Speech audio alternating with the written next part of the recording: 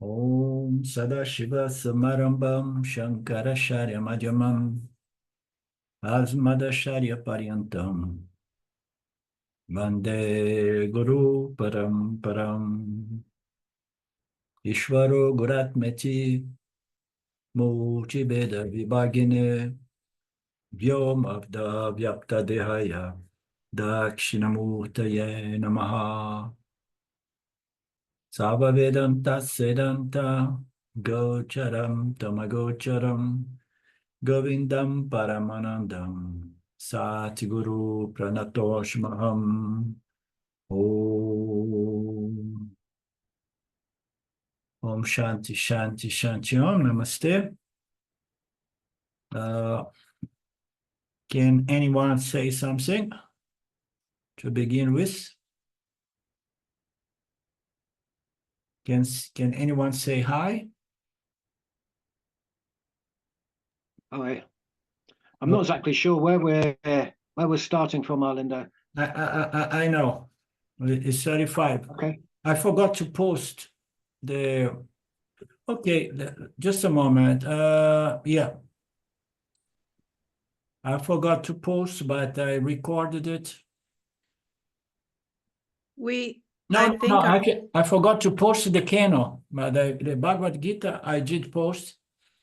We have gone over the verse 35, and then we stopped halfway shortly before the 36.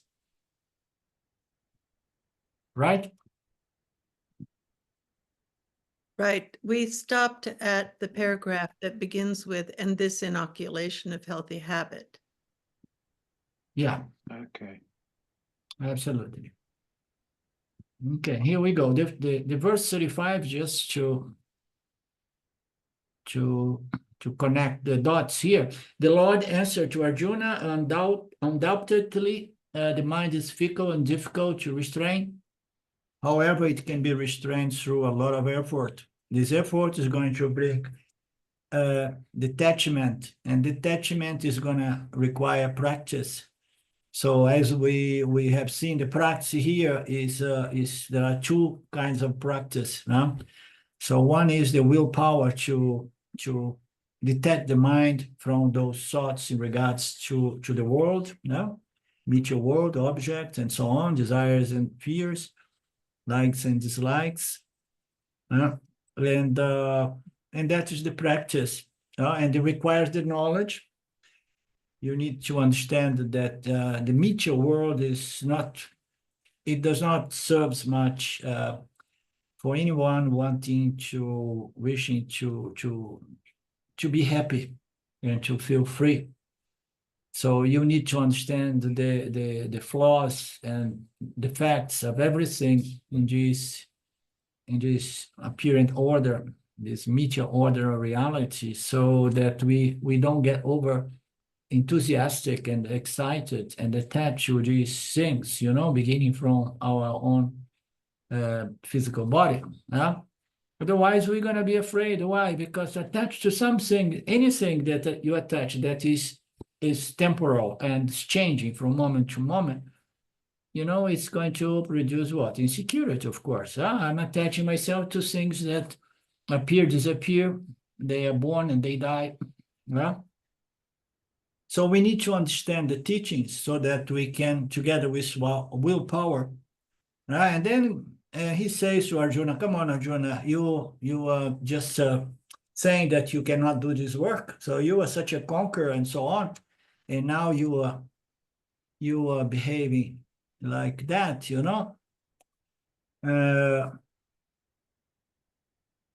we need to transfer this dependence that we have to the world, which is fluctuating, changing, fleeting, and perishable, and transfer our dependence to Saguna God, so that from there we can realize our independence as Nirguna Atma. So that's the process. And then God dependence is a habit as well. Everything is a vasana. I think we touched this subject. And it is a habit, is a tendency, it's a religious, spiritual, or religious vasana tendency. And it can be developed, and it's important to develop. It is a health vasana, which is conducive to a religious lifestyle in observance of Dharma. So don't be afraid to move into God dependence, because it's from there that you're gonna move into independence.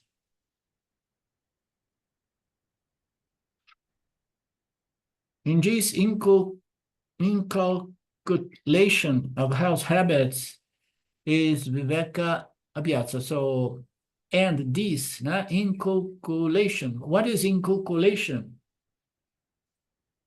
Inculcation. Inculcation is like Inculcation. inculcation. Inculcation. Okay, culcation.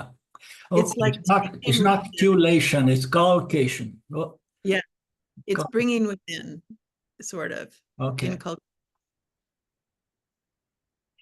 Okay, we see the this development, cultivation and development of health vasanas is Viveka Abhyasa. Of course, the discrimination has to be ahead of everything. So the moment that you begin to understand that you are a biological programmed computer, and then you get over with any resistance to that fact, and then you understand that the environment, culture, and everything has a huge take into our conditioning, our program. But my willpower and my free will, my discrimination has the power to choose what kind of program I will be conditioned by. You know, I want to have good program. I have a programming which includes God and understands God, relates to God until I develop those tendencies in line with the true nature of reality. And as we know, we need to have habits, vasanas of light to dispel the vasanas of ignorance. Light dispels ignorance. Light dispels darkness. You know? So we need to bring good vasanas to dispel those bad tendencies, habits, attitudes, words, and deeds. And it's all based on what? Attribute reality to this meteor world of perishable objects, and then getting caught up in this impossible mission, which is to find security in something that is totally insecure, to find love in something that is craving for love, and to find happiness in something that is also craving for happiness, no? And much less finding immortality on something that is mortal, no, perishable.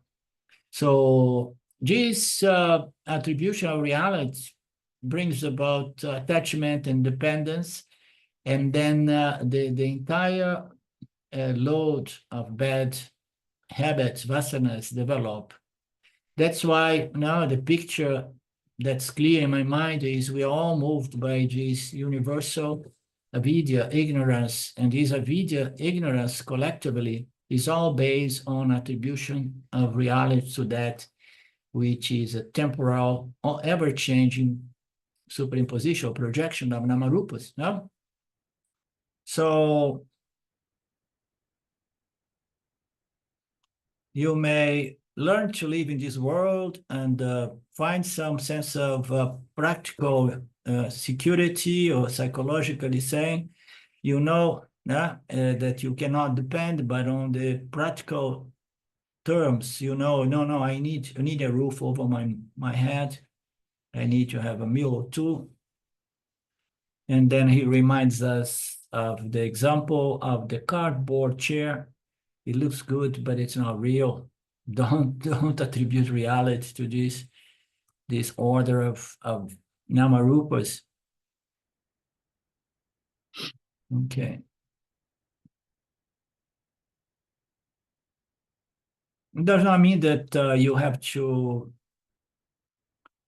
go in Nirvikalpa Samaj in order to negate this apparent order of Namarupa. No, you accept it. Ishwara has projected, Maya has projected together with Ishwara, and then you just laugh inside and you say, they are there deceiving everybody, but not me, you know?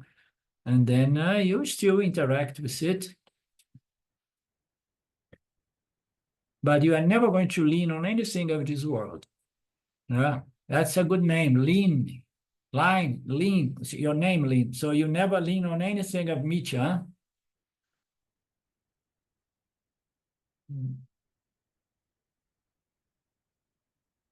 Okay.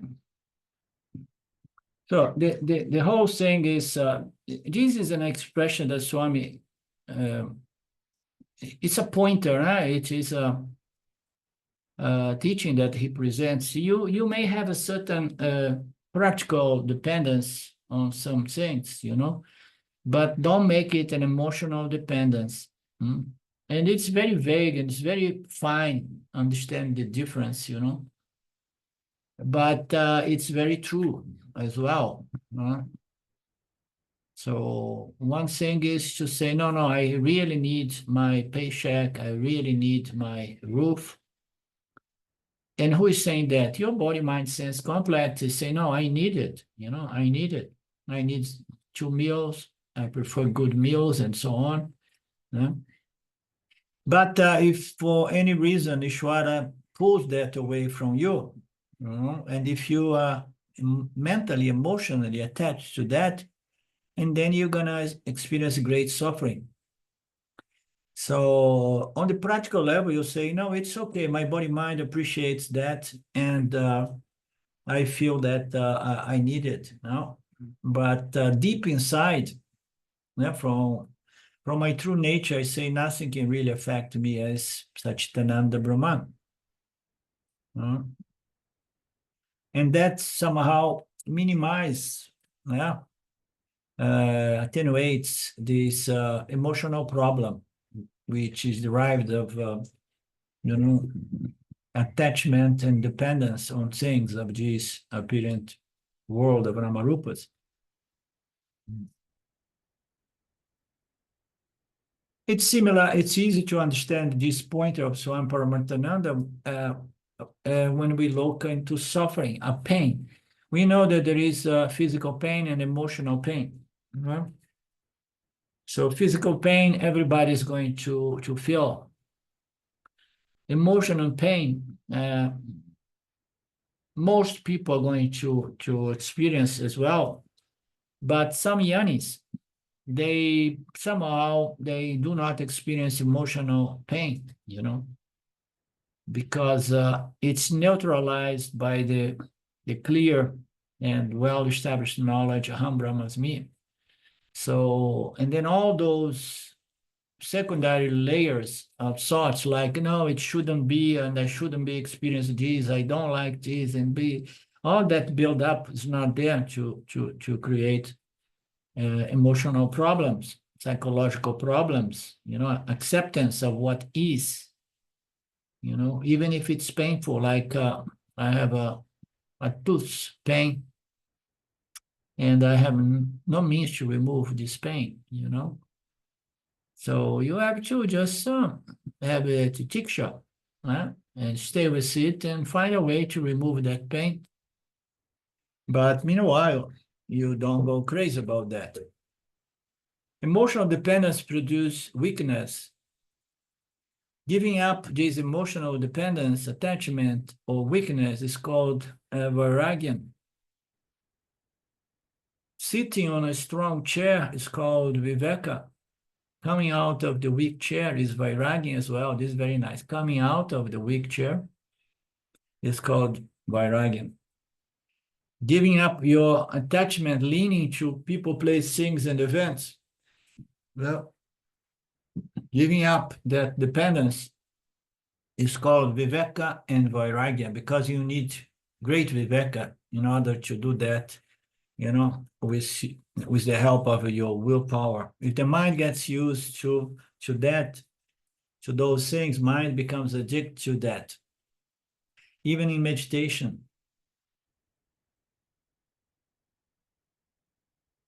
So when you meditate, so the mind has its tendencies, as we know, you want to meditate on Brahman, but the mind says, so just a moment, I'm still contemplating, meditating, I'm still dwelling on these cardboard chairs, I'm dwelling on the world and the things and the people and this, So, no, but I want to meditate on the scriptures, I want to meditate on Brahman.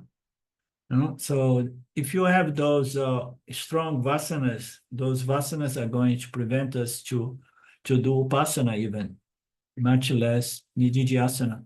That's why we need to purify those vasanas, those habits which are not conducive to our spiritual elevation.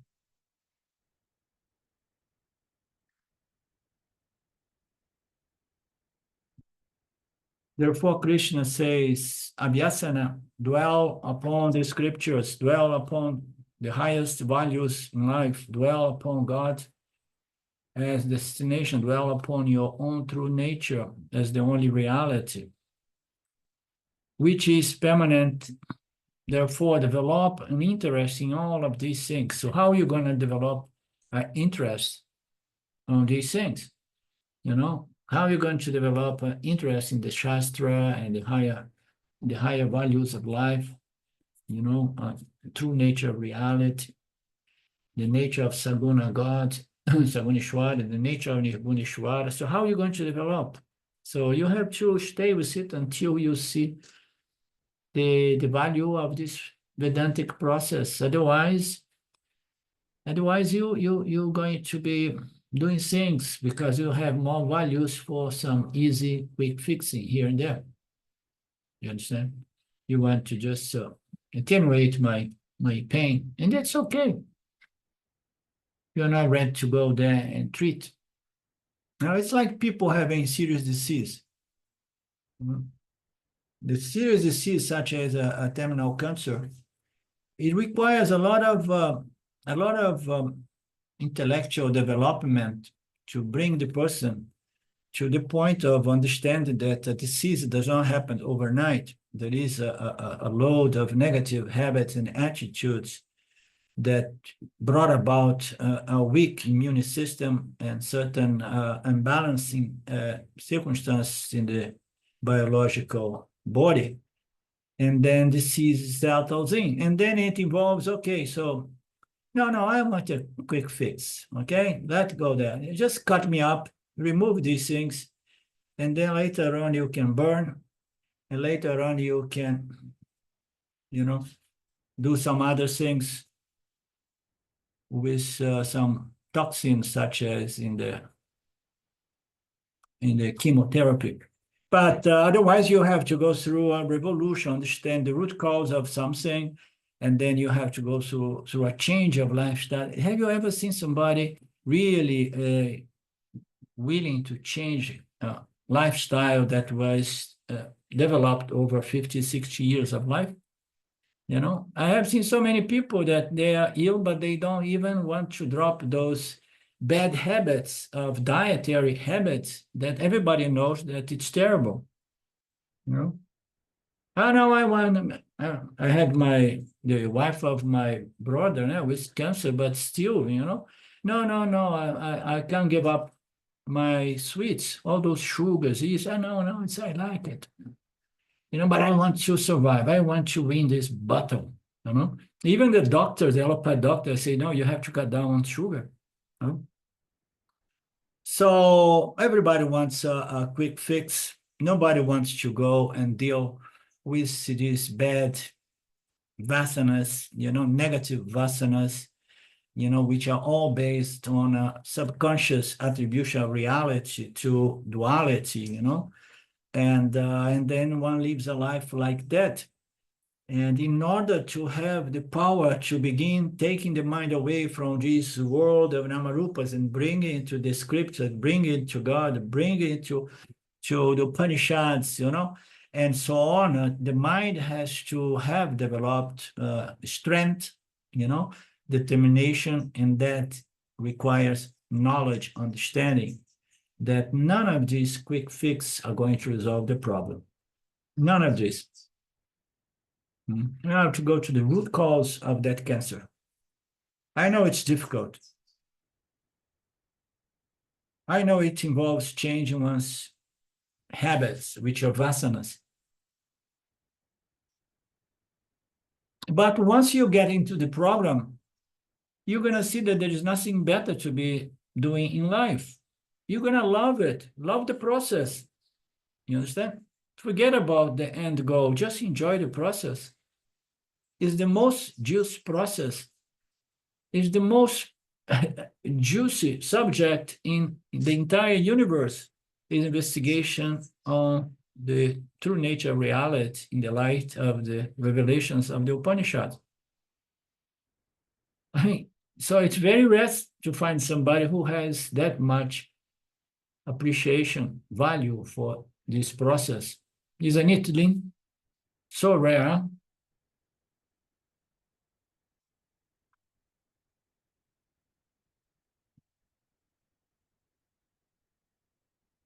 You have to take your mind and rechannelize your mind from the world to the scriptures that reveal the nature of Saguna God and Nirguna God.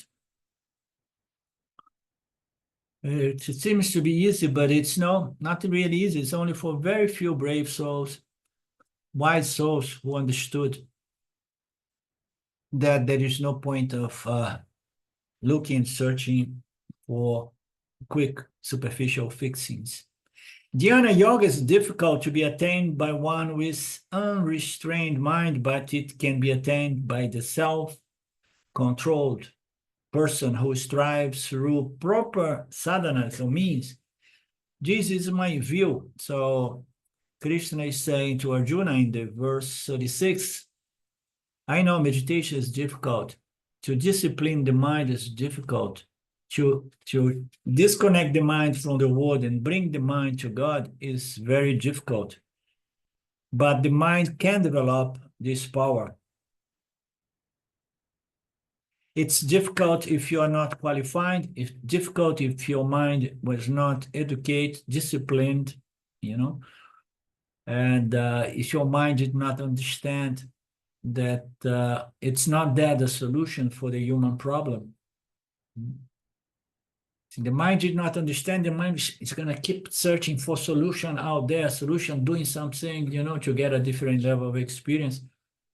So it's very difficult to find a mind who had the understanding, had the willpower, and get into the program without looking back and stepping off again and again, off, you know, on and off, on and off, on and off. But for those rare individuals, it can be done. You have a self-educated mind, self-controlled sense organs and organs of actions. And you have proper sadhanas such as karma, dharma, upasana yogas. And then very humbly, Krishna said, Jesus, this is my view. Huh? He did not say, this is the view of the Lord. So he understood that we know that this is the view of the scriptures. They reveal the scriptures. So Krishna is just giving more clarification. Viveka and Vairagya are the only two methods by which the mind changes its interest from something perishable and moves to be interested in something imperishable.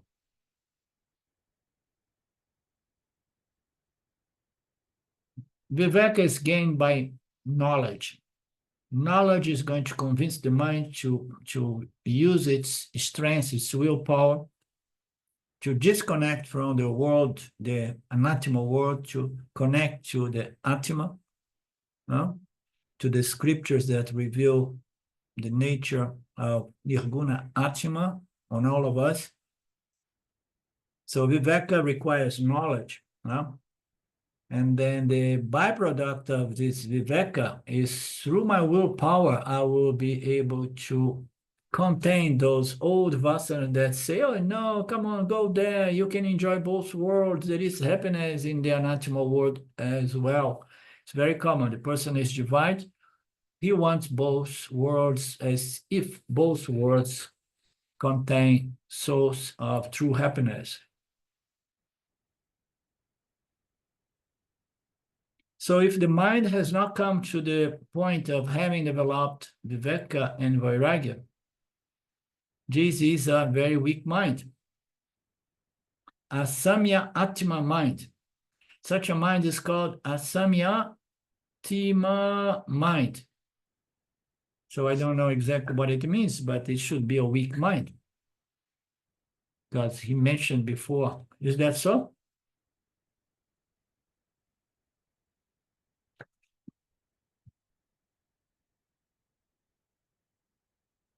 So it means here, which means not properly channeled, channelized to the self, channelized to the only source of security, peace and happiness, and unchannelized. So Samyatma, not channelized to the Atma. Okay.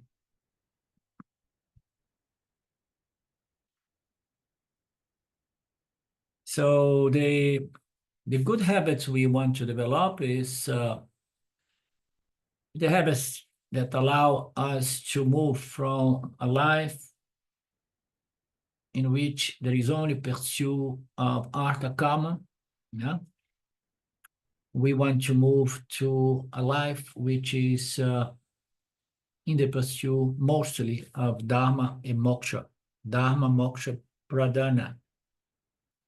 This is a byproduct of redirecting the mind. And the more I stay in Dharma Moksha, it's not that I'm going to lose all my security, practical security, physical security.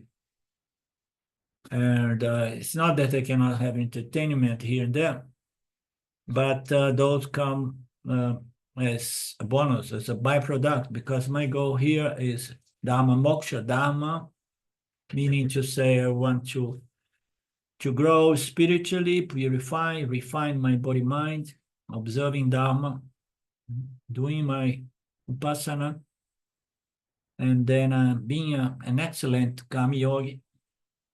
And then I will understand that the ultimate goal is self-knowledge and moksha, the understanding of my true nature as the Nirguna Atma.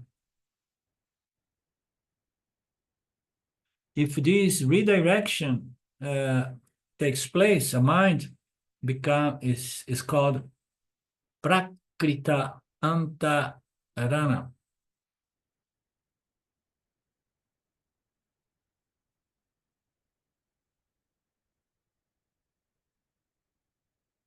So external charms, it's carried away by, so the one who has not direct reach and enlightenment, for such a person in yoga, the meditation is impossible, because even if the person sits in meditation, the value is not there. Therefore, she will sit in puja room, but the mind is going to be into something of the anatma, unworthy world. In the sense, something inferior, therefore yoga, This is my conclusion, he says.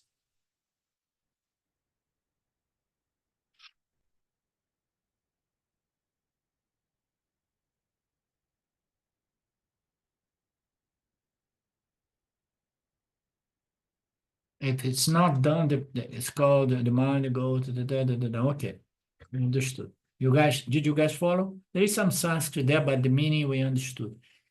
Whereas when you have got interest in something, you do not have to sit in Padmasana.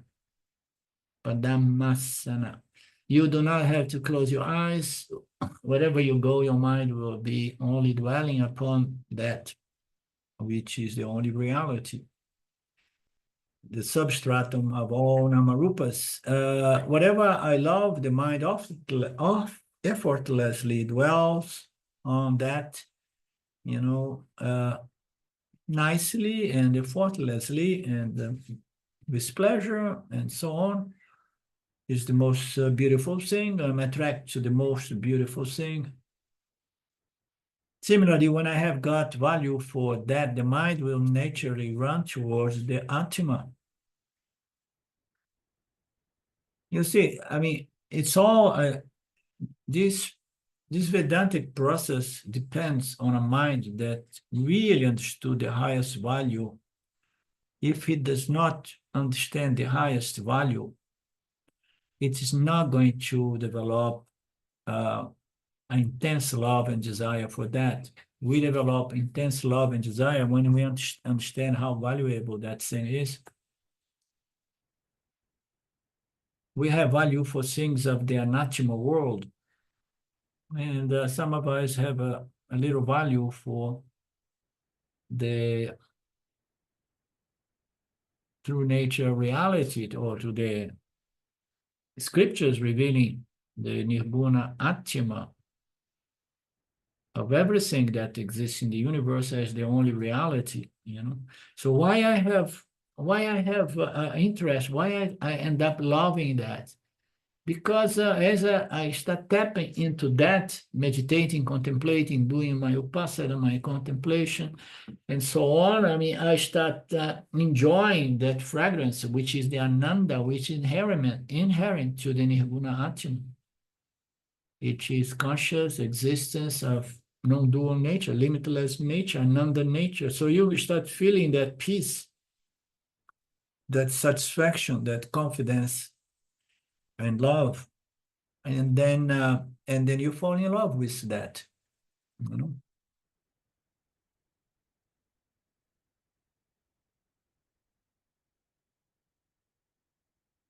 Now and then you want to run towards that again and again. There is an example of a new mother having her first babe. Second one, she is experienced and the young babe, and then the mother may do umpteen transactions. Whatever transaction she does, the mind is always around the babe only. So even if she's working, a working mother, if she's doing something in the office or in the house, the background of her mind is taking care of the child, but now she has enough practice. Yeah?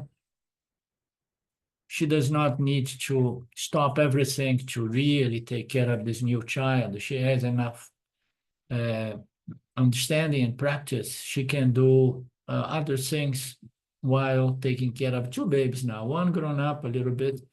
So the same thing is with meditation. You don't need to sit in meditation to contemplate on the true nature of God. You do that while washing dishes, you know, and doing other things.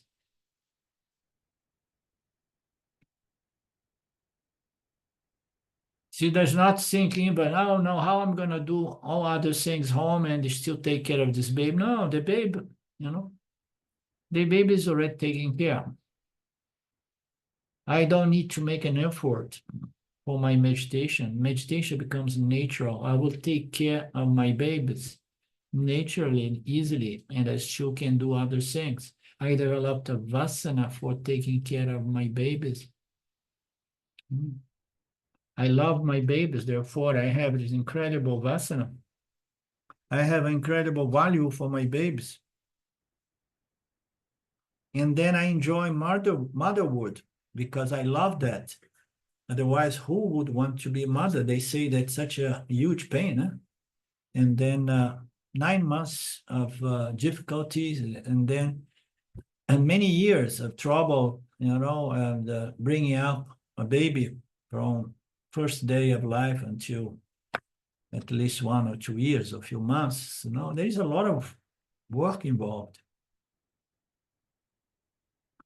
And you're going to enjoy because you love that. The same thing is with meditation. You need to love that. And then your effort is a kind of effortless effort. We hear this expression, oh no, this is a work of love. When you love something so greatly, you say, no, I don't take it as a work. This is my love. It's a work of love, we say. So when we love something, when we appreciate something, when we have incredible value for something, that is not something, it's not a load, it's not heavy. And that's possible when you develop, once you develop Viveka, understanding the value of this inquiry into the nature of reality, which brings about side by side vairagya, which is a lack of interest on what this world has to offer us. So you need to have this vision, this priority, these values very well established, clearly established, so that we can go for it without wasting much energy. There are a lot of people who remains divided into, oh no, I want to get self-knowledge and moksha, enlightenment, but I want to do so many other things as well. And then they are conflicting goals, conflicting, accomplishments. So the one who strives for dwelling upon the teachings of the Upanishads, the one who strives to sit in meditation, to discipline the mind, educate the mind. So it's rare, and one needs to give quality time for this Vedantic process. Sitting in meditation means what? The one who is willing to give quality time to Vedanta. Oh, no, I don't need it. I like to study Vedanta when I'm driving my car. That's not quality time. So quality time is just freeing your mind from any other activity.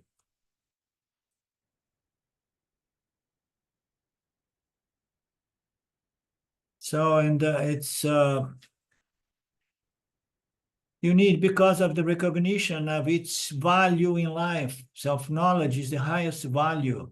You recognize its highest value, utility, and then you give it quality, you give the love it deserves. Otherwise you're going to say like, oh, but anyhow, even if I get self-knowledge and moksha, I will not get that promotion in my company,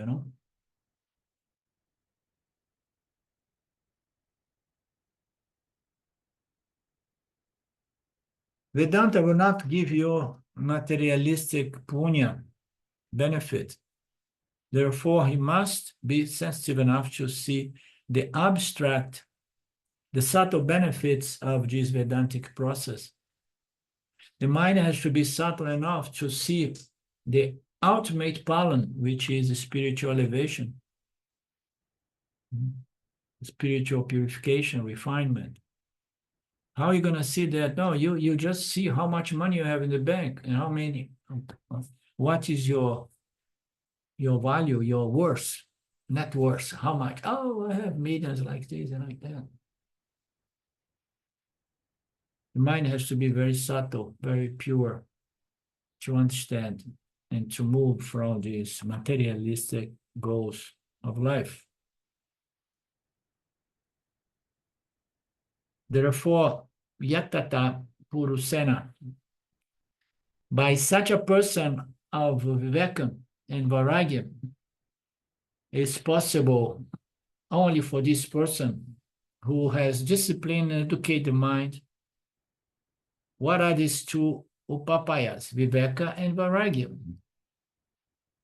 And therefore, read the scriptures, dwell upon these teachings of the scripture, and gradually but surely transfer your dependence from the world to God, to later on to transfer from self-dependence, which is synonymous of independence or moksha.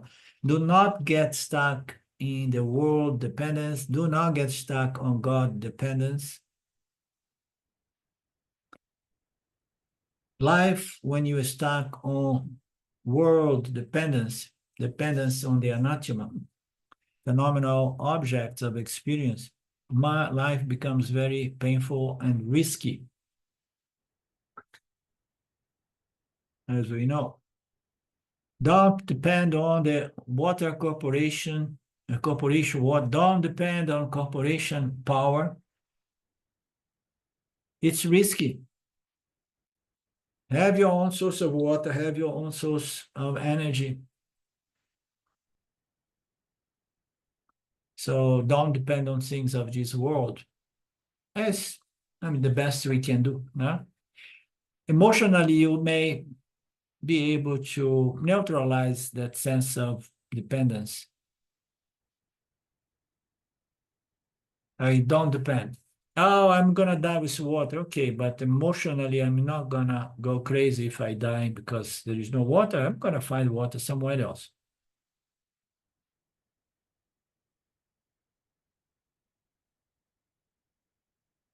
Christian does not say, run away from everything in the world. So keep your things, keep your corporation water and energy. But remember, have a backup plan. Have a source of your own water, a source of your own energy. The same thing with Ishwara. Saguna Ishwara is going to be introduced as well as Nirguna Atma. It's your own true nature. You have to go to that only source of security, peace, and love. And it may appear to be a long way to go, but you must start somewhere. Wherever you are, you must start. But before that, we need to understand the value of a life in pursuit of the only source of security and peace and satisfaction. Verse 37, Arjuna asks, "Oh Krishna, suppose there is one who is endowed with faith, but whose effort is insufficient, and whose mind has strayed away from the scriptures. Having not attained the result of meditation, what goals does the person attain?" This is an important verse, very important, because as we know from the Kama Yoga verses, no action of a Kama Yoga is wasted, because they are put into the field not for the sake of its immediate or apparent accomplishment of having things or certain situations gained, but it is spiritual elevation. And if you are good Kama Yogi, regardless of your success or failure of getting something or accomplish something material level, so you are not wasting your energy, because your attitude as a Kama Yogi is going to produce its spiritual power. So the same thing with Upasana or meditation. Just do your best. Faith is going to grow. You need to have some fruits coming your way. You have to enjoy some fruits to develop more and more faith. Otherwise, it's blind faith. You need to see the logic of this entire Vedantic process. And then being intelligent, you say, yes, there is something there that makes total sense. Then I'm going to give it a good try. So I have faith, as we say, faith pending the results of my initial effort. So I will stay for some time with it, and I will see what comes. And then I start having benefits. And then I say, oh, it seems to work. And then my faith grows.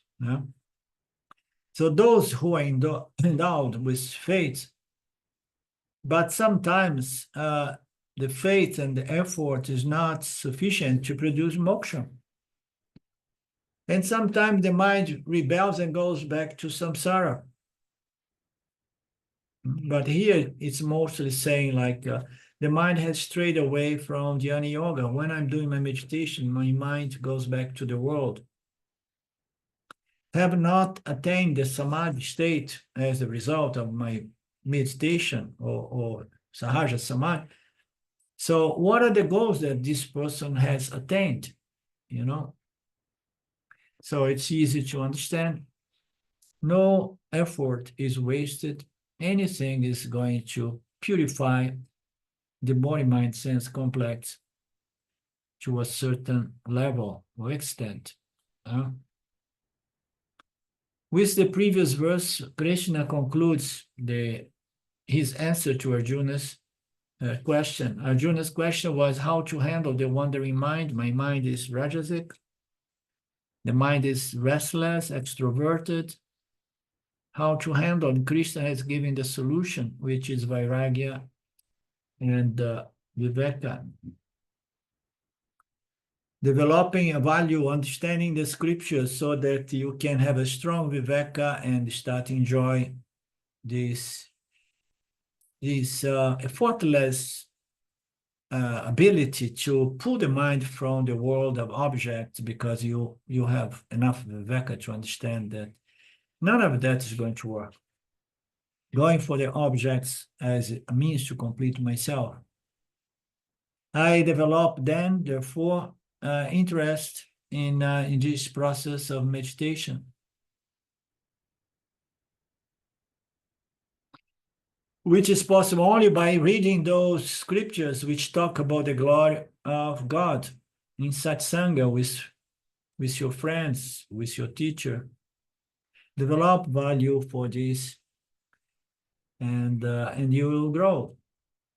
So that was the remedy, because Sangha also influence, we know, a good environment, which is supporting people to disconnect from the world and connect more and more to the scriptures.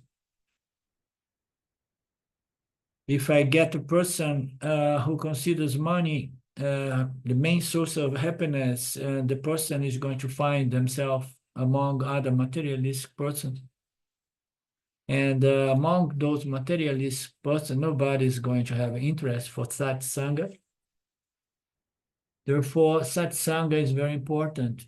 Get to contact, to associate with people with similar interests, values, desire for knowledge and freedom. Therefore, satsang, sangha, a group of people with similar values and interests, meaning to say self-knowledge and moksha.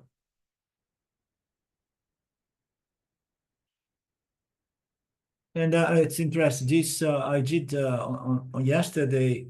We did not have enough material to do another class of the Gita. We on the chapter 10.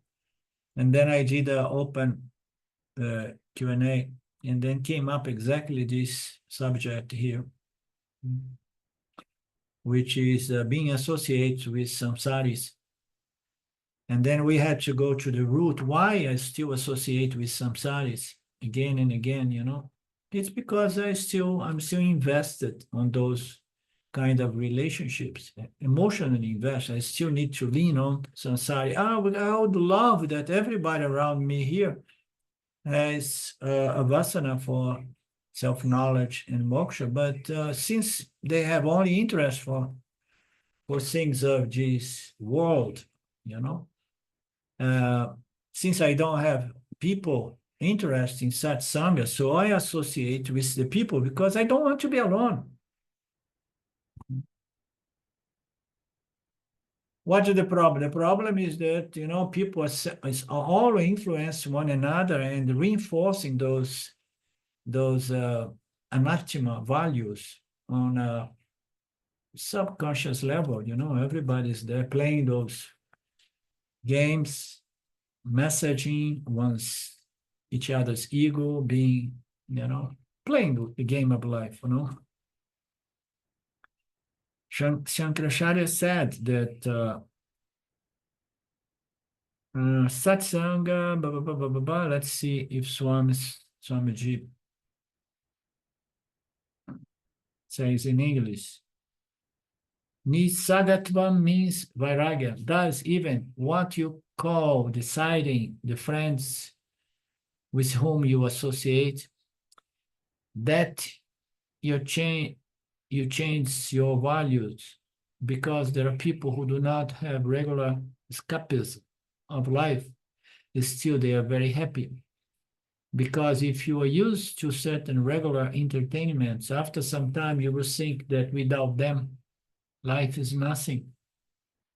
Anything you get attached and addicted, you become dependent, and you are bound to those things. This is the definition of addiction.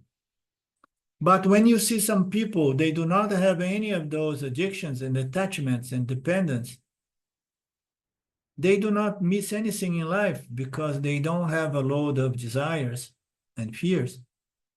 In fact, you observe that they are happier. Then we begin to reconsider our associations, people to whom I associate. Good association is fundamental. Dissociating from Rajas and Tamas and association with Sattva Guna, scriptural knowledge, and the Guru and other people in the pursuit of scriptural knowledge. Those are the best possible associations.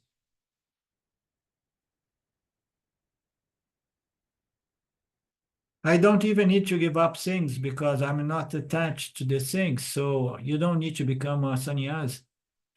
Satsanga is very important, but Krishna does not say it here. He only talks about Viveka and Vairagya. He says this is the solution, and instead of Viveka, he used the word Adhyasa. So, with this, Dhyana Pratibhambhava is over. So, why he's bringing the subject of Satsanga or Sangha here? He's saying that Krishna did not tell him that he needs to make an effort to develop Viveka and Vairagya. No?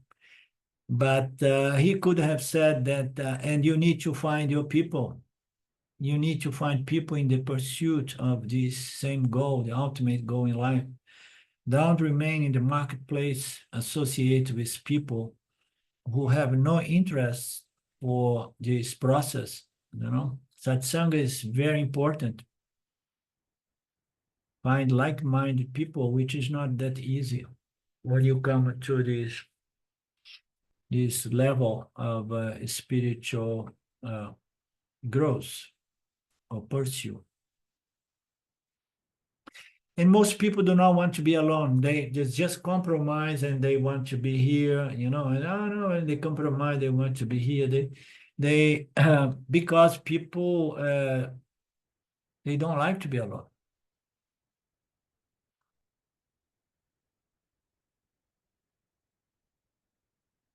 But it comes a point that you somehow, you can't help, but you do not enjoy anymore to associate with samsaris. Comes a point that you enjoy so much your loneliness, you know, to be on your own, that it becomes more and more difficult to accept an invitation to go to one of these parties, you know, or meetings, or unions, or reunions, you know. So, okay, I'm gonna make an effort, and then you go there, and then you're happy because you are mature, you have a certain happiness. Let people see your happiness, and let people see that you are not interested in those gossips and cheap talks, you know, but let them see that you are like crazy, just smile and happy without even participating on those conversations, you know, something like that. In fact, with this, actually, the 6th chapter dealing with meditation is over.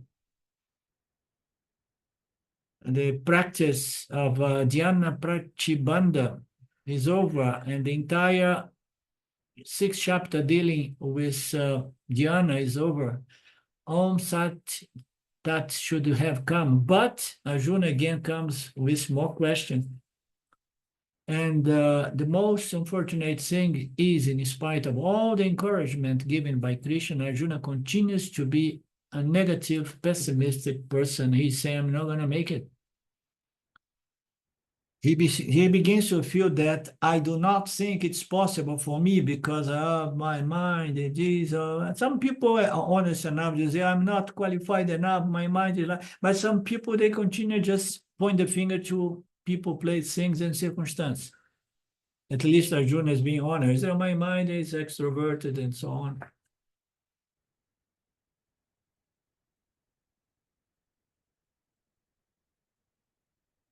Even though Krishna has given the solution, Arjuna thinks that it may have worked for other people, but not for me.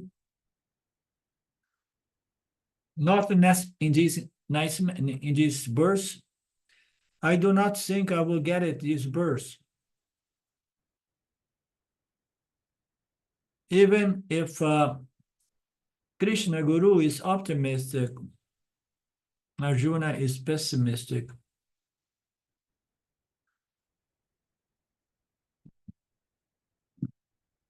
So please, be pessimist with you because you don't know me properly.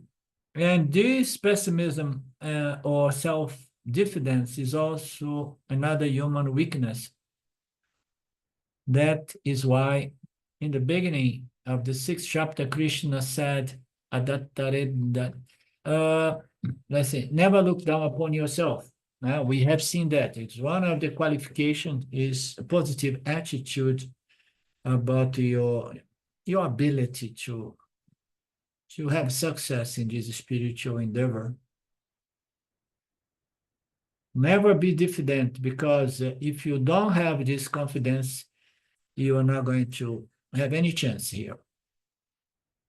Even God cannot help you to get success in this pursuit of self-knowledge if you are defeated. Your mind has defeated yourself to begin with. God is helpless, Guru is helpless, and that brings us to what was said at that passage on the 6th chapter, that the first thing is self-confidence. I will make it. I can do it. I can accomplish it. If the others did accomplish, I can as well. Faith in oneself is basically very important, in spite of what? In spite of all obstacles. Arjuna continues to be diffident in spite of all the patience and teachings presented by Lord Krishna. Therefore, his conclusion is in this life not, but maybe the next one. He's clear about that. Moksha is not for me. Self-knowledge is not for me. Since in this life, I'm not going to get moksha, I want to at least see what I'm going to gain for my next life. The question is like somebody who is a failure here. So what I'm gaining? So what I'm gaining, at least for the next birth, next life. He decided that it's not going to work this life, but maybe he's going to get some punya for the next life. He's worried about that, and he does not want to waste it. I have met a lot of people in this condition as well. I have one of my students that she's younger than me, but because her hair is very gray, when she goes through these kinds of passages, I don't have enough time, I'm already old. And I had a friend in the party who say, okay, so it seems to be quite a process. And if I don't succeed, and it requires so much dedication, effort, and love and passion, I have to remove my passion from the world and if I don't succeed, so I have wasted enjoying this samsara world by accomplishing my desires. And I did not complete the process. And now, I have lost everything in both worlds. Okay. And then you have to tell people, so you are getting the highest thing in life, which is spiritual growth, spiritual development. And it's going to bring you a better life, next life. Next birth is going to be easier. But next birth, I'm not going to remember that I am so and so. It doesn't matter. It doesn't matter. You are doing some prep work for that next individual soul that's coming after you.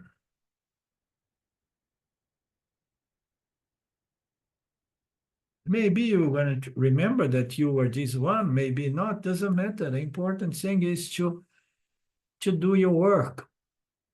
You leave it all to Ishwara.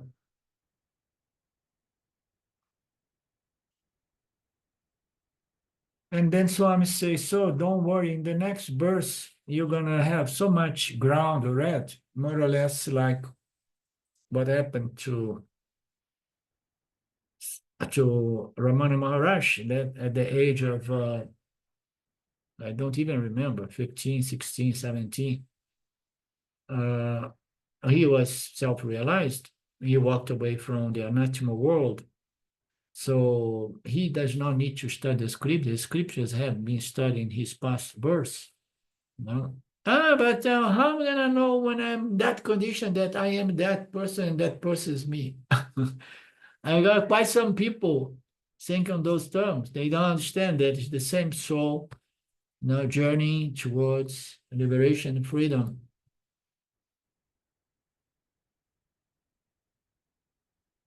Do your part, and if when you get liberated and when you leave your body, if you remember all your past lives and say, oh, how much work so be it. And if you don't remember, so be it,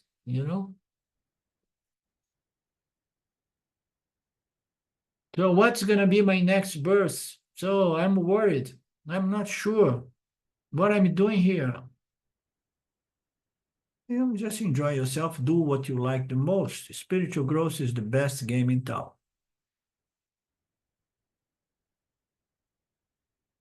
Because of Arjuna pessimism, he does not allow Lord Krishna. Lord Krishna was a bit tired of this chapter 6, but Arjuna did not allow him to conclude it. And in the more verses were unfolded. 3 verses more were unfolded. All of 3 verses was due to the pessimistic questions of Arjuna, and those people who failed in the spirituality. That means he struggled to grow and to get this knowledge, but did not completely succeed. All those people are called yoga bhrastaha, means they failed in the exam. The attempt to get this self-knowledge. The other people who are not going to face because they never attempt, and of course, they will never be a Jiva Muktas. They do not have the problem of failure because they did not go for it to begin with. All they knew was to try to control one's experience to attract punya, materialistic punya. So there is no question of failure for the samsaris on the spiritual level, but for the people in pursuit of spiritual elevation, there is this concept of if I don't miss, how are you going to miss? You're already growing. You feel that you are growing, you are developing this strength, this wisdom, this peace. You're already growing, you are gaining here. And then leave the rest to Ishwara. We don't know how things work really.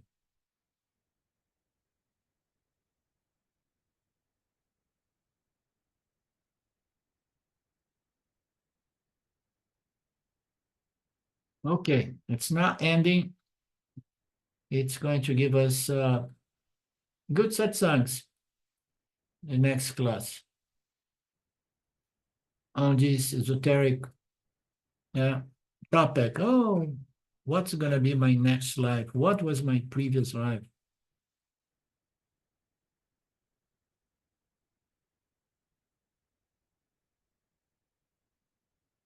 Anything from you guys?